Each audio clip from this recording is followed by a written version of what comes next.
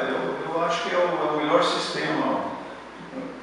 Se for ver, 80% das equipes que vão jogar a Copa do Mundo jogam nesse sistema, né? Que na verdade é o 4-3-3 antigo, que a gente, da minha época, os jogadores jogavam com pontas, né?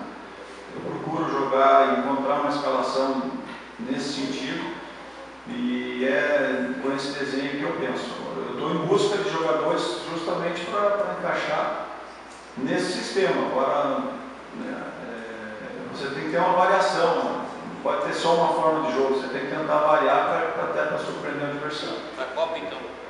Como? Fica para depois da Copa. Não, eu vou tentar, esses 9 jogos, eu acho que nós temos que dar uma resposta para o torcedor, né? Essa saída do campeonato, para mim me marcou muito, sim. Eu espero que os 9 jogos do brasileiro sejam marcantes de uma forma muito positiva. Eu vou fazer de tudo para que isso aconteça.